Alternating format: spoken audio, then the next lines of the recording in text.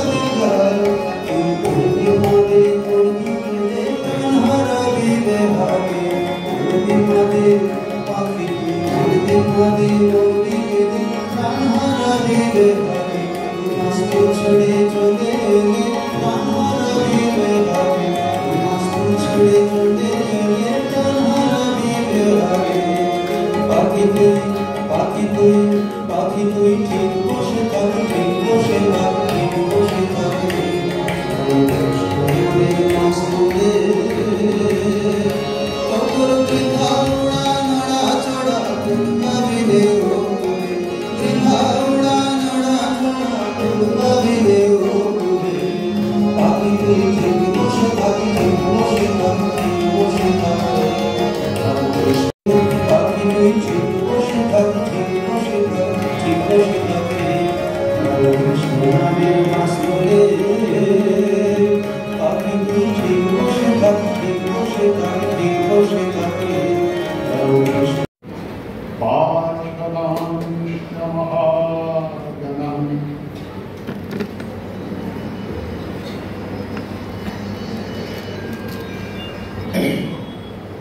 पूजनीय श्रीमद स्वामी सर्वलोकानंदजी महाराज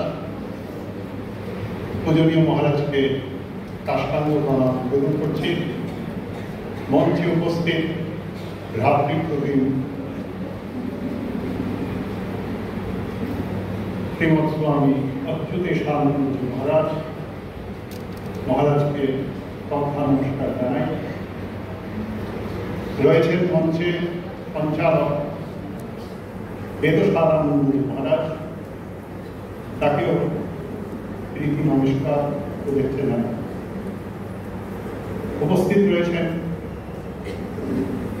दर्शक আসনে কর্তৃমণ্ডলীর মধ্যে पूजनीय सन्यासी महाराजरा उपस्थित आছেন শ্রদ্ধেয় ভক্তমণ্ডলী সবাইকে শ্রদ্ধা প্রণাম নিবেদন করছি এই আশ্রমে বিরাজিত রয়েছেন রামকৃষ্ণ সংঘের পরম পূজনীয় অধ্যক্ষ মহারাজ প্রেসিডেন্ট মহারাজ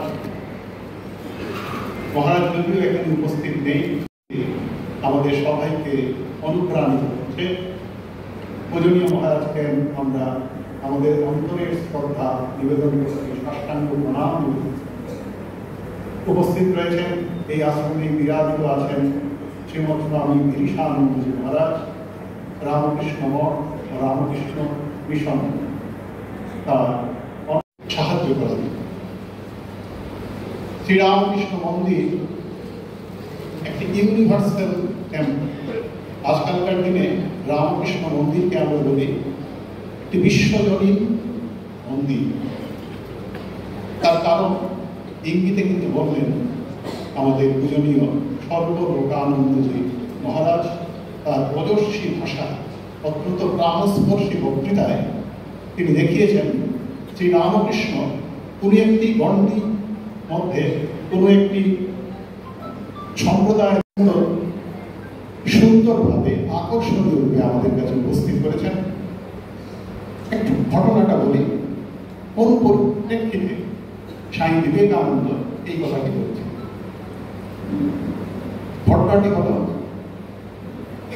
একবার নরেন্দ্রনাথ এবং হরিনাথ শ্রীরামকৃষ্ণ দেবের যে সন্ন্যাসী লীলাপার্ষদ রয়েছেন তাদের মধ্যে অন্যতম স্বামী তুরীয়ানন্দ, যার পূর্বাশ্রমের নাম ছিল হরি।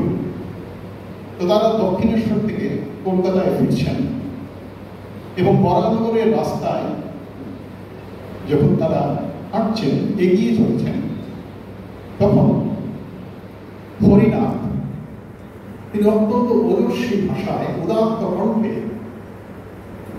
পুষ্পদন্তের সেই বিখ্যাত শিবমহিম্ন স্তোত্র, যে স্তোত্রের কথা আপনারা সবাই জানেন, শিবমহিম্ন স্তোত্র শিবের উপর একটি বিখ্যাত স্তোত্র। সেই স্তোত্রের রচয়িতা ছিলেন পুষ্পদন্ত এবং সেখানে একটি খুব সুন্দর শ্লোক রয়েছে যেখানে শিবের মহিমা, এই মহিমা যে এত ব্যাপক বিস্তৃত এবং কোনো ভাষায় যে প্রকাশ করে থেকে শেষ করা যাবে না, সেই কথাটি বলতে গিয়ে একটি স্তবক রচনা করেছেন পুষ্পদন্ত। অসিত বিধি সমস্যা তদ্বলম সিন্ধু ভাবে সুরতরুর শাখা লেবনী বক্তি লিখনি যদি গৃহীত্বা তারদাস সর্বকারম তদপিত নাম ঈশ্বরাই প্রীতি। অর্থ আপনারা জানেন, শ্লোকটি বহুশ্রুত, বহুচর্চিত শ্লোক, আপনারা মানেও সব জানেন। এর দু একটি কথা বলছি। সেখানে মহাদেবের যে গুণমনা, তাকে বিরক্ত করা যায় না, কোনো পরিমাপ করা যায় না, সেটি বলতে গিয়ে বলছেন যে অসিত বিধি সমস্যা বললাম সিন্ধু মাত্রে। এই বিশাল হিমালয়, সেই বিশাল হিমালয়কে যদি বলে এই সমুদ্রের জলের সঙ্গে মিশিয়ে দেওয়া যায়, তাহলে যে কালি, কোটি কোটি জ্ঞান কালি তৈরি হবে। সেই কালি এবং কালি থাকলে একটি কলম চাই, কলম হল সেই সুরতরু বড় শাখা। সুরতরু, কল্পতরু, সুরলোকের তরু, দেবলোকের তরু, কল্পতরু, এবং কল্পতরুর শাখা একটি ডাল, সেটিকে লেখনী। তিনি সেই সুরতরুর শাখাকে লেখনী হিসাবে বেছে নিয়েছেন।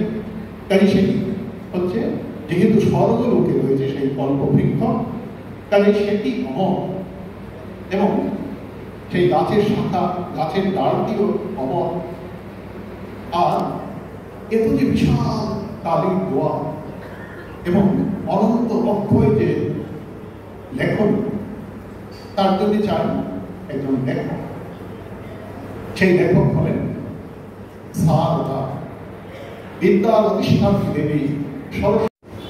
কারণ যে কথা বর্ণনা করেছেন শিবনাথ, হরিনাথ, স্বামী বিবেকানন্দ বা নরেন্দ্রনাথ সেটি অন্তরের সঙ্গে অনুমোদন করেছেন, এবং পরেই বলছেন যে ওর সম্বন্ধে আর কি বলবো, শুধু বলতে পারি চারটি অক্ষর, LOVE, লাভ পার্সোনিফাই, প্রেমের মূর্ত বিগ্রহ মহারাজ বলছিলেন।